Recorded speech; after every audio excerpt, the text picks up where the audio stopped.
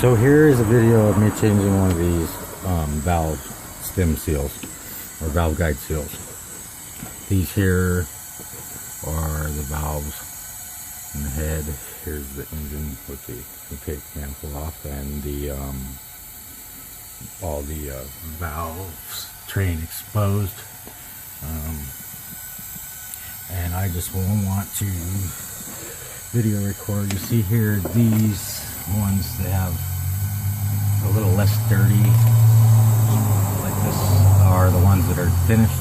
I have these three left. I've already done the ones on the other side, so I pretty well got the hang of this by this point, and yet they're still pretty difficult. So here is a video of me changing one of those seals.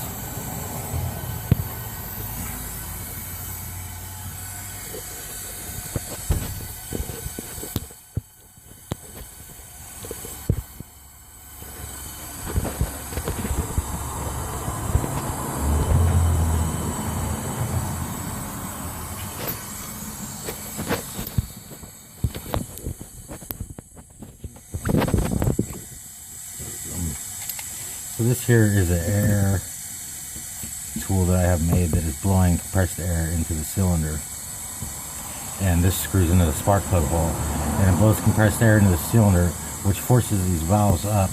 This here and here, these top little nipples here are the very top of the valve stem. This is a tool that I've had to re-weld and grind on, as you can see, to make it actually work. And it doesn't work the greatest, but it's compresses these springs, and then it will release the valve. This valve would fall down into the engine if it weren't for the compressed air forcing it back up. But you'll see a little better here in a sec. Since there's a really tight tolerance in here of the spring right here, between the spring and where this tool needs to go, it's kind of a little bit easier if you use a small pry bar like this to get your tool up under there. You need it all the way loose, and then you want to get this underneath the very bottom of the spring. That's the only place it's going to work.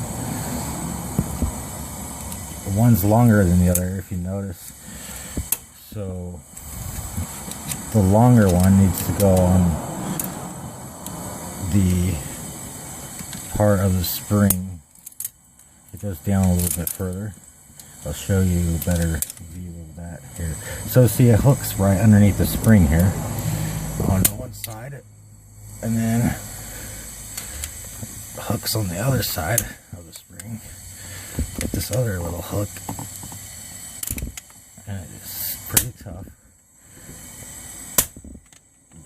These springs are what close the valves, so they're pretty strong. They need to be pretty strong. And so I got my tool all the way under the spring now, but I need to make sure that it's got a really good grab on it. So I use this pry bar to force it under the spring just a little bit more, make sure that it's all in. I might even have to use a hammer to tap the tool into place better. It needs to be pretty well perfect, and then I can start to tighten it, which then will compress this spring.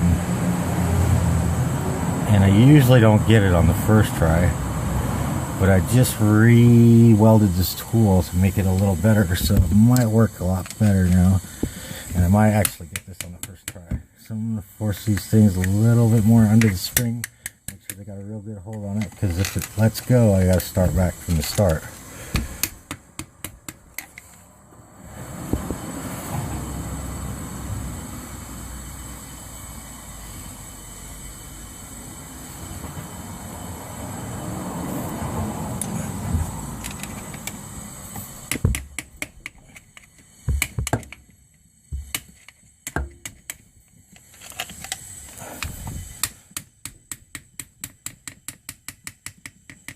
You want to get this tool pretty well into the middle of the spring, so it has a really nice grab on it. There. That looks pretty good. Tighten it a little more. Now that it's starting to spin with the spring, that's a good sign. That means I got it on there pretty nicely. And that's on the first try. This is the first time, if this works, that I've been able to do it on the first try.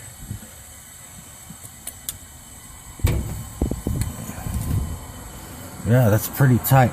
Now see, I should be able to push down.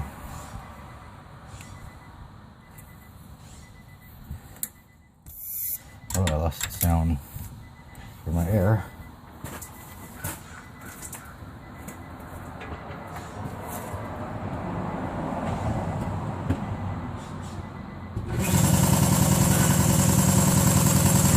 There, my air compressor just got turned back on. If I were to take these keepers out without that air blowing into there, then I'll just drop the valve down in the engine. Then I would have to remove this entire head, which is a big deal, and it would need new head gaskets at that time. So it would cost considerably a lot more money, and it'd be a lot more labor. I'd have to take all these other parts off to connect to it. I have to take this exhaust manifold off. I have to take a lot of stuff off. All that stuff that's attached to this entire piece here, this whole piece of these sit-in, all of this would have to come out. And I've already got the rocker arm assemblies removed. And over here you can see them back in place. This one's back together. See, it's got the rocker arm assembly here. Here are the rocker arm assemblies. So the springs are now located underneath here on this side. It's done. Right here are your hydraulic lifters, which will make a tapping noise, if, like you've been hearing on this particular vehicle, because these hydraulic lifters are probably not very good, but they soak in oil. I try to submerge them completely in oil like this. As they're waiting to go back in, I try to soak them as long as I can underneath, submerged completely under oil.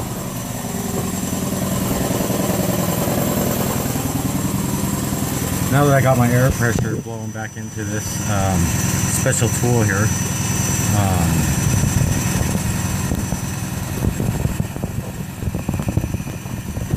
I can continue with the removal of the valve keepers.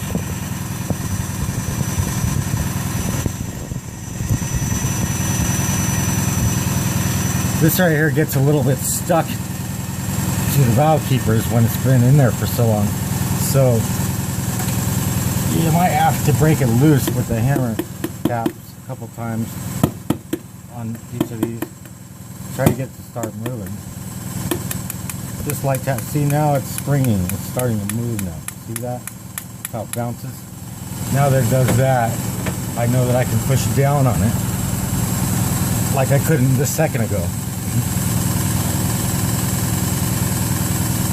So then I got to get this little trick magnet right here. This nice little skinny one, but it's very strong. And this is what I will remove these little keepers with.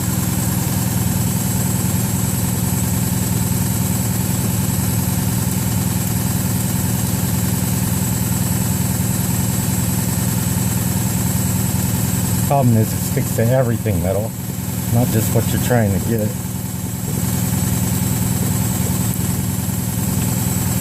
And here's one of the keepers.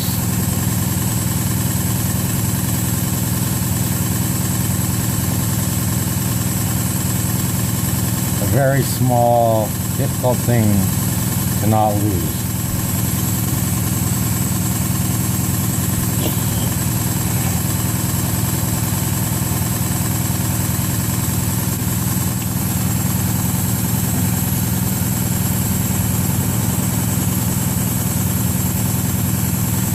There's two of them.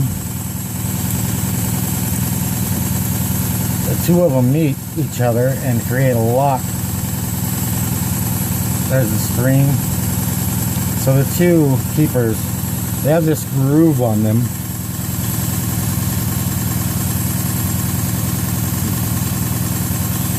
Look at that. see that lip? It has a lip, and the two lips come together and it creates a circular pattern around this groove right here in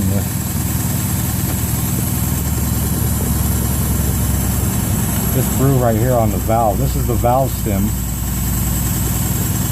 and this is the valve's guide seal. The valve seal right here, the one. This is what we're trying to change. All of these on this engine, because oil leaks down past the seal, runs down this valve stem, and when this is pushed open, see, I can't move this because of the compressed air. I can't, no matter how hard I push it, it won't go. But if I were to remove this air, I gotta hold the valve so it don't fall in. But if I remove this compressed air from the engine, I can now move this valve up and down, and the air is to keep it from falling down in there, because it will go all the way down in the engine and land on the piston. So I put the air back in, and instantly I cannot move this. So all I gotta do now is pry that little thing. This here is the seal. See, the rubber seal that keeps the oil that's all up here from going down into the combustion chamber and burning and causing a smoke.